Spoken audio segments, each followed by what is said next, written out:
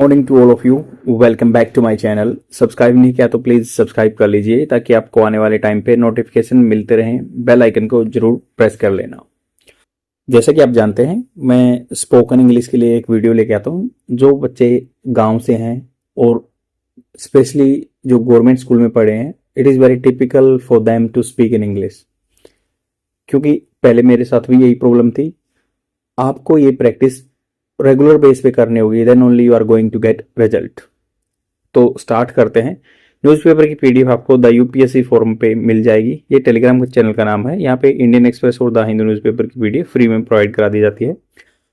ये answer writing के लिए भी बहुत बेनिफिशियल है, जैसे यूपीपीसीएस मेंस या यूपीएससी की मेंस के लिए।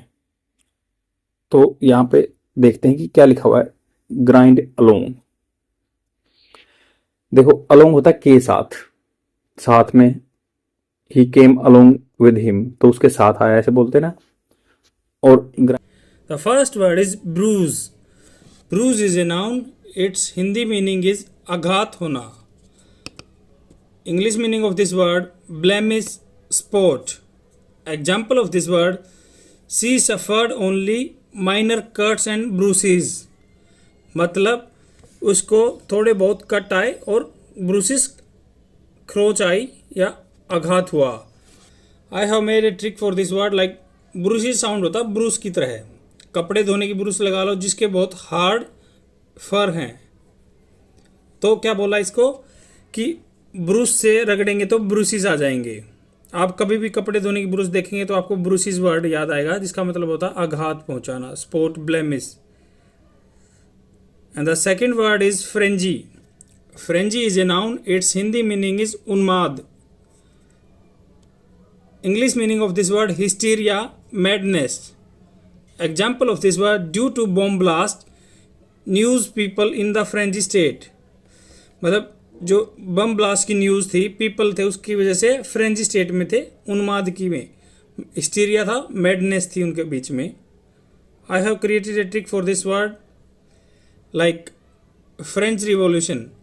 आप फ्रेंच रिवॉल्यूशन के बारे में पढ़ेंगे तो उसको आपको ऐसा सीन दिखाई देगा. तो फ्रेंच रिवॉल्यूशन मतलब उन्माद. फ्रेंच रिवॉल्यूशन में उन्माद मचा हुआ है, तो इससे आपको याद आ जाएगा फ्रेंजी. फ्रेंच से फ्रेंजी आप याद कर सकते हैं. And the third word is arcane. Arcane is a adjective. It's Hindi meaning is रहस्यमय. English meaning of this word esoteric, recondite. Example of this word: grammatical rule seems to arcane for all generation. मतलब जो grammar के rule हैं वो उनके लिए रहस्यमयी हैं, जो बूढ़ी जनरेशन है. That's all. ग्राइंड होता है पीसना. जैसे ग्राइंडिंग मशीन आपने देखी होगी, पीसने वाली, जो फ्रिक्शन पैदा करती है, रगड़ने वाली. तो यहाँ पे बात हो रही है arrest should not be the reflexive response of the state in all cases. देखो यहाँ पे एक हुआ है कि एक पब्लिक स्पीकर थे, उन्होंने कुछ इन्फ्लेमेटरी मतलब भड़काने वाले कुछ उन्होंने रिमार्क्स दिए, कंटाक्ट्स दिए, टिप्पणी की, जिससे उनको अभी मतलब कॉन्फिस्केट कर लिया गया है, उनको पकड़ लिया गया है. कॉन्फिस्केट होता है किसी को कैद कर लेना, इनकार्सरेशन होता है कैद में डाल देना, उनको इनमेट बोलते हैं. तो हमने ये कल परसों देखा हुआ. मैं बीच में एक वोकेबलरी वर्ड्स की वीडियो भी डाल दूंगा और ये आप नोट डाउन कर सकते हैं जो भी मैं बताता जा रहा हूँ. इनमेट्स कैदी होता है, इनकार्सरेशन कैद होता है, कन्फाइंड किसी चीज को, किसी आदमी को बाड़े में रोकना है, किसी एक एरिया में रोकना, तो एनसर्कल्ड प्लेस में रोकना. तो आप ये लिख सकते हैं, नोट डाउन कर सकते हैं कहीं भी, नहीं तो दोबारा से सुन सकते हैं. तो स्टार्ट करते हैं. एक बात करें कि arrest should not be the reflexive. Reflection आपने सुना होगा कि प्रतिबिंब होता है, छाया. तो अरेस्ट रिफ्लेक्सिव होता है कि मतलब आपने कुछ कर दिया तो उसके रिफ्लेक्शन में मैं कुछ कर रहा हूं. तो ये नोट, शुड नॉट, अरेस्ट, जो अरेस्ट किसी को पकड़ना नहीं होना चाहिए, be the reflexive response of the state in all cases. तो रिफ्लेक्सिव रिस्पॉन्स नहीं होना चाहिए, मतलब पहले किसी ने किया या फिर उसके बाद रिफ्लेक्सिव कुछ ऐसे चिन्ह बनाने वाला है, छाया बनाने वाला, ऐसा नहीं होना चाहिए केसेस में. The arrest of the actor Kasturi. तो एक्टर है ये Kasturi by greater Chennai police in Hyderabad. तो चेन्नई की जो पुलिस है उन्होंने हैदराबाद से पकड़ा कस्तूरी को ऑन नवंबर 17 नवंबर को. सी वाज ग्रांटेड, उसको जो लेडीज हैं उनको सी वाज ग्रांटेड बेल, उनको जमानत देगी बाय ए मेट्रोपॉलिटन मजिस्ट्रेट इन चेन्नई. तो आपको पता है मजिस्ट्रेट होता है जुडिशियल जो होता है, बट ये मेट्रोपॉलिटन एरिया में तो इसलिए मेट्रोपॉलिटन मजिस्ट्रेट हो गया, डिस्ट्रिक्ट मजिस्ट्रेट आपने सुना होगा। तो यहाँ पे magistrate in Chennai on Wednesday को उनको बेल दे देगी। She was granted. देखो ये पैसिव फॉर्मेट में बात होती है कि बाई सो एंड सो ऐसे काम किया गया, तो ये पैसिव फॉर्मेट होता है। एक्टिव वाइज पैसिव वाइज में आपने देखा होगा। तो चेन्नई में उन्होंने वेडनेसडे को जमानत मिल गई। रेजिस क्वेश्चन, ये क्वेश्चन उठाता है over hate speech. Over hate speech, over किसके ऊपर, मतलब किसी particular discussion, like there was a discussion over the hate speech, ऐसे ही ओवर मतलब उसके ऊपर hate speech and the right to freedom of expression. जो अब आपकी राइट टू फ्रीडम हक है ना, जो फ्रीडम ऑफ एक्सप्रेशन मतलब अभिव्यक्त करने का, उसके बारे में जो आर्टिकल 19 में दिया गया है संविधान के, जो कि फंडामेंटल राइट है। Just a few days earlier, कुछ दिन पहले, हर अरेस्ट सीम्ड इनएविटेबल, तो उनका जो अरेस्ट था ना, उनको पकड़ा गया था। सीम्ड वर्ब की सेकंड फॉर्म है, पास्ट टेंस में बात हो रही है। इनएविटेबल जिसको टाला नहीं जा सकता था, इनवायोबल भी बोलते हैं, मतलब या इंडिस्पेंसेबल भी, मतलब जो नेसेसरी है। तो इनएविटेबल आफ्टर दी माधुरी बुच, तो माधुरी ओ सॉरी दैट मदुरई जगह है जो तमिलनाडु में। बेंच मतलब वहां पे जो जज बैठे थे of the Madras high court rejected her plea. उनका प्ली क्या होता है, याचिका for an anticipatory bail. Anticipation क्या होता है, अनुमान लगाना, मतलब पहले से ही मुझे कैद करने वाले हैं इसलिए पहले ही बेल दे दो, तो वो कैंसिल कर दी थी मदुरई बेंच ने। विच सी हैड सोट, सीक होता खोजना या मांगना, उसकी सेकंड फॉर्म आई है। तो हैड सोट मतलब पास्ट परफेक्ट टेंस, उसने पहले ही ये मांग रख चुकी थी वे कि फियरिंग पुलिस एक्शन, तो पुलिस एक्शन से डरते हुए उसने पहले ही मांगी थी। फॉर हर डिस्टेस्टफुल मतलब होता है डिसटेस्टफुल मतलब घृणित, जो घृणा करने वाला। डेरोगेटरी अपमानजनक रिमार्क्स, तो अपमानजनक रिमार्क्स हुए on Telugu community at event in Chennai. तो चेन्नई में जैसे इवेंट हुआ था, उन्होंने इवेंट में चेन्नई में अर्लियर दिस मंथ उन्होंने ये बात की है।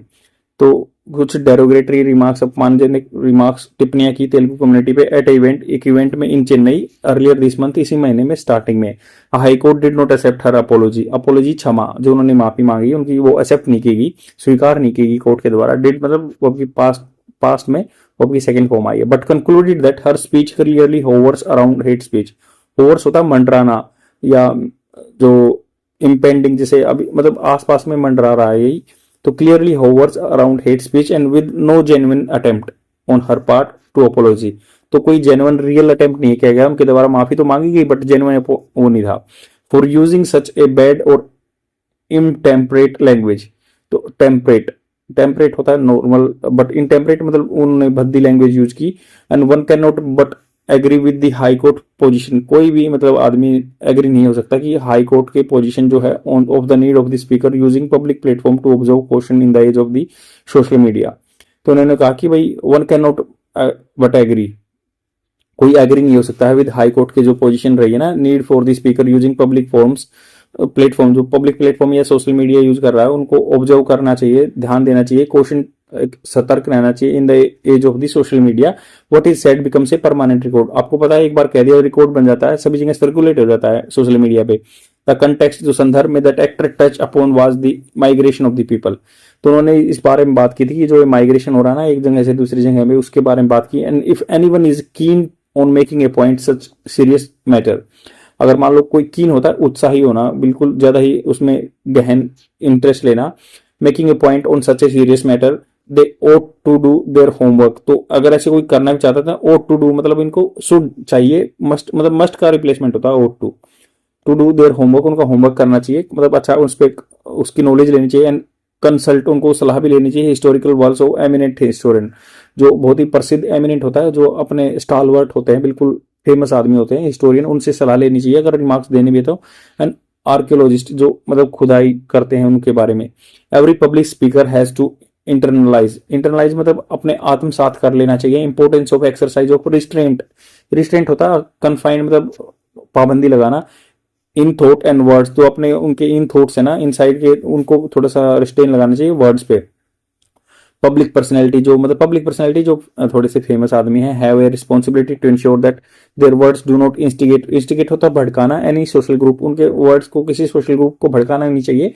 But arrest should not be reflexive response of the state यहाँ पे पॉलिटिकल एंटिटी के बारे में बात की है, मतलब जो कि ये स्टेट गवर्नमेंट नहीं है, स्टेट नहीं है ये राज्य मतलब नहीं इसका, बट ये पॉलिटिकल एंटिटी के बारे में बात हो रही है, पॉलिटिकल साइंस के टर्म में बात हो रही है।